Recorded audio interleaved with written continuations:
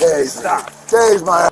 Taser. Put your hands behind your back. Oh, yeah. Lovely. What's the matter? Put your hands behind. In the world of law enforcement, encounters with individuals in the throes of a mental health crisis can quickly escalate from tense to outright dangerous.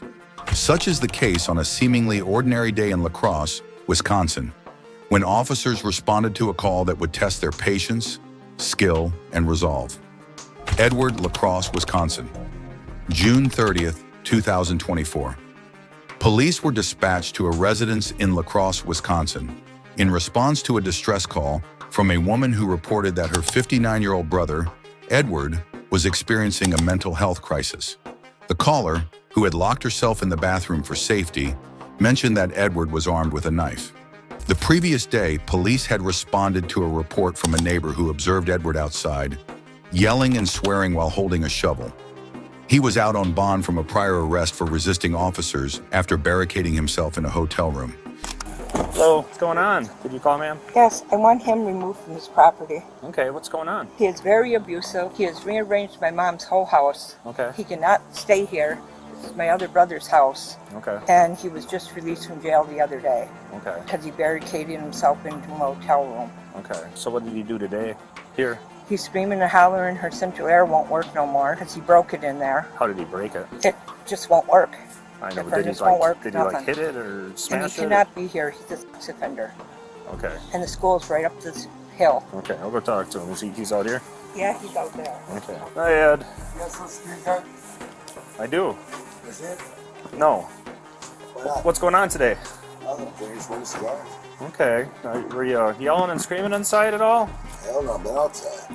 Okay. No, he was screaming at me out here. Screaming at him outside? Outside. Okay. Yeah, can you shut that off so I can hear? I'm outside. I see you're outside. Were you yelling at her outside Hell no, here? I'm screaming at God. You know that. Why are you screaming at God? Screaming at God. What's that? You know? You're in love? Okay, that's good. Unfortunately, though, you can't be screaming outside if it's causing a disturbance, and I you're. didn't disturb anybody. Well, you disturbed her, and that's why I'm here. She called us. She didn't call you.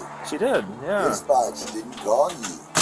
What? Dispatch from downtown did not call you. I don't know what you're talking about, Ed. Can I see you so squeaky? No, you can't. Oh, there's a real police officer. Yep. That's a real sheriff. Thank God. Now, what's he gonna do to you? Additionally, he was a convicted felon and a registered offender due to an incident that occurred in 1999. Upon arrival, the officers met with Edward's sister, who was visibly distressed.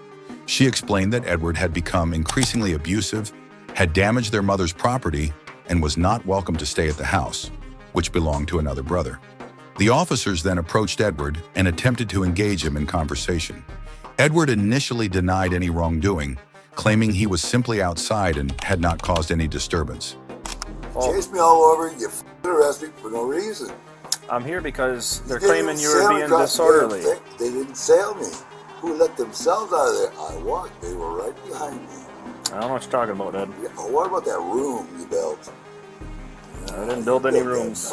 You know for rude. Are you feeling okay today, Ed? Yes, sir. Hi, Okay. officer. Hey, you are sheriff. We were here yesterday because you You're not. You're lying. Wasn't you may have forgotten, but I was here yesterday, and remember you. yep, I was here. I don't remember you.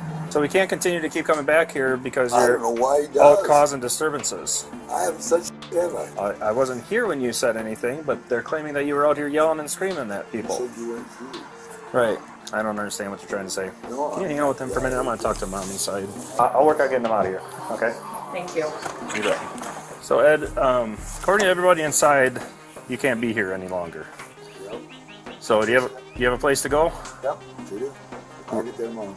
Okay. Well, we're going to be here until you're leaving because you can't be here anymore. So go ahead and collect your things, and you can start heading to wherever you're headed to. Still got your room at the Quality, yeah? Go ahead and collect your things, Ed. Despite his calm demeanor during this exchange, the officers noted that Edward's behavior had caused significant distress to his sister and the other residents.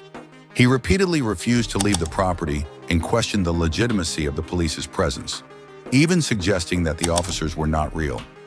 The officers, remaining patient, explained that Edward needed to leave the premises as the other residents did not want him there. Edward, however, insisted that he would not leave until the following day, despite having no valid reason to stay, He refused to pack his belongings and leave, becoming increasingly combative. The officers warned him that if he did not comply, he would be arrested for disorderly conduct.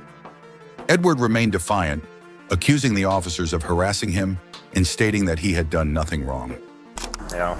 Well, she just told me that she wants you to leave. She said, why you leave? I Well, my name's not Ed. She said I want Ed to leave. I don't think she said that. Do you have anything in the trailer there? We're not going to sit here while you smoke a cigar. You need to get up and collect your Sir, things and leave the why property. are you sexually harassing me? The alternative is going to be to go to jail for disorderly You can't conduct. get back to jail again for no charges? Disorderly conduct is a possibility. I am not cutting you up. You know, sir.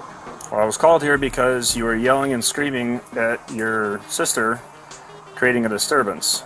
That's why we were called here. And we're willing to let you leave if you have somewhere else to go without going to jail, but if you're refusing to leave, then you're going to go to jail. I'd rather not do that. So that decision is yours, but I'd like you to make a smart decision and just get up, collect your things, and go wherever you want to go. I think that sounds pretty reasonable. Unfortunately, you don't have a while.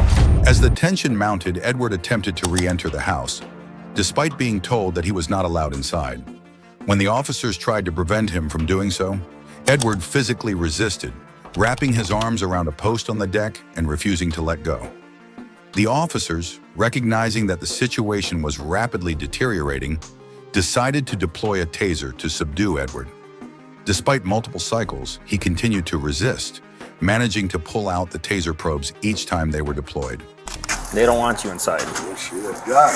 Open the door if you can. Ed, you're not going to go inside the house. You're not going to go inside the house, Ed.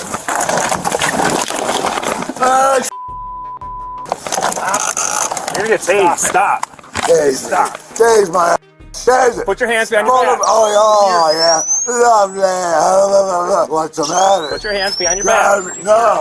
Relax. Do it now. Oh, yeah. I love it. Put your hands behind your back. No. Put your hands behind your back. Now. Give me your hands. 904 taser deployed. Put your hands behind your back. Your hands. Put your hands behind your back. The officers then resorted to using pepper spray, which finally succeeded in incapacitating Edward, enough for them to place him in handcuffs. Edward was subsequently taken to Gunderson Health System for medical clearance due to the use of force and his exposure to pepper spray. Put your hands behind your back.